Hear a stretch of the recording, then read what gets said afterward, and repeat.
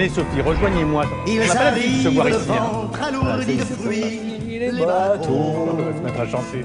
Alors, vous n'allez pas pouvoir nous Non. faire votre mouvement préféré, là, Non, le truc comme ça. mais je vous ai amené Là, une maintenant, colonne carrément. vertébrale pour bien comprendre. Là, on ne recule devant rien. Les Pour bien- moyens de cette émission... Voilà.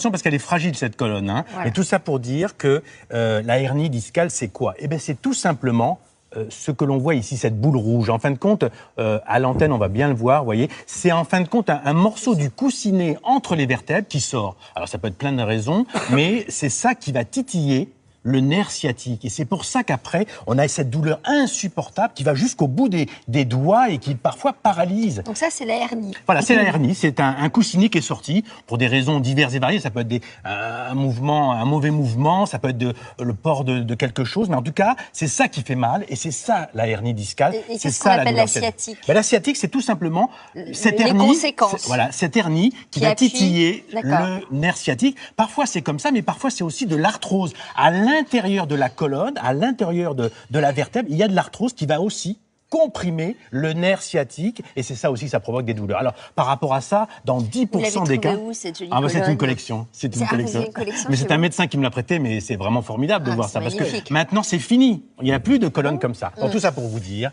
que dans 10% des cas, on va être obligé d'opérer parce qu'il n'y a pas d'autre solution. Les gens sont complètement paralysés et on est allé à Bordeaux. Justement, pour tourner dans un service très spécialisé sur la hernie discale, parce que non seulement on opère en faisant une micro-incision, mais aussi on permet aux gens, une fois opérés, eh bien, de retrouver une activité très très vite. On y va?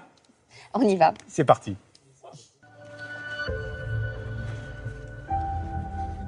Marie va être opérée d'une hernie discale qui la fait souffrir depuis des mois et contre laquelle les médicaments sont insuffisants. Je souffre surtout allongée, ça me tire dans la fesse, dans le mollet, dans les doigts de pied. Donc je pense que le sommeil n'est pas réparateur, donc c'est vrai que la vie commence à être un peu difficile. Ça joue sur le moral. L'opération qui concerne 10% des malades consiste à retirer le morceau du disque, ici en rouge, entre les vertèbres. C'est lui qui vient presser les fibres nerveuses de la moelle épinière à l'origine de la douleur. Les causes de la hernie discale, ce n'est pas forcément soulever un poids. Il suffit de se tourner, d'attraper un verre, de se baisser. C'est la répétition de petits faux mouvements tout bêtes qui va détacher un morceau de noyau et le faire expulser contre la racine du nerf sciatique. Ce chirurgien a, à son actif, plus de 10 000 opérations d'hernie discale. Grâce à une technique endoscopique originale, il limite l'incision dans le dos à quelques millimètres, quand d'autres médecins pratiquent des incisions plus grandes. C'est une technique endoscopique qui me permet de faire une incision cutanée très courte et de diminuer le traumatisme opératoire, et en particulier le traumatisme musculaire. Les suites opératoires sont très simples, la reprise des activités quasi immédiate. Comme Marie, Monique a longtemps souffert. Chez elle, c'est de l'arthrose dans le canal d'une vertèbre qui a comprimé les fibres nerveuses. Je vous ai opéré il y a 2 mois, comment allez-vous?